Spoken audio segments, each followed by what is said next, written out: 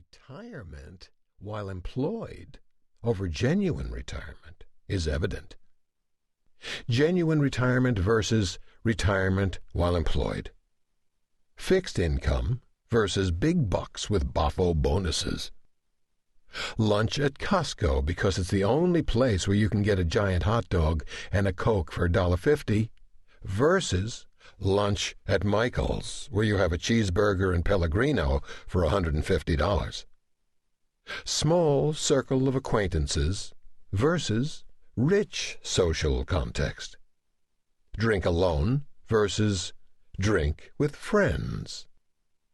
Drive 400 miles per year in boring personal car versus President's Club at Hertz. Mandatory golf on same course over and over year after year versus elective golf on links around the world. Heart attack at price of T-bone versus take an extra one home for Rex.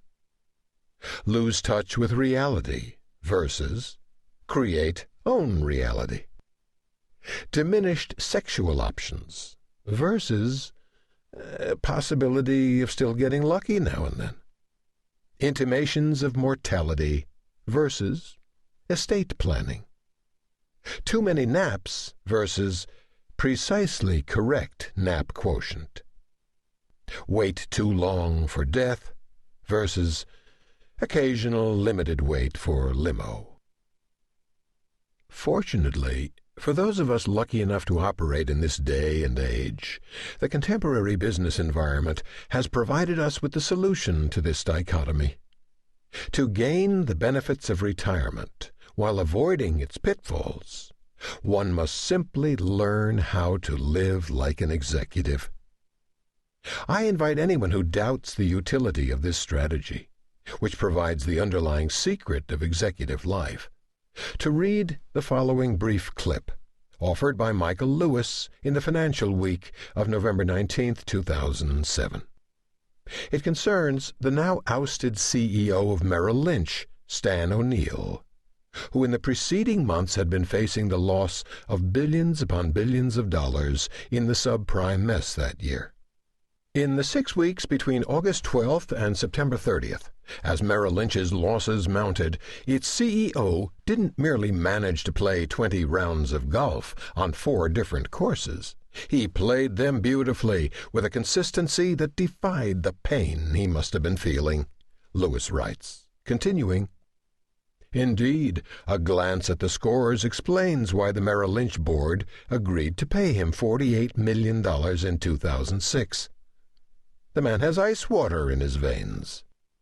From the end of July to early October, when the firm Stan O'Neill ran was losing money at a rate of more than $100 million a day, his handicap wavered only slightly, in fact, dropped to 9.1 from 10.2.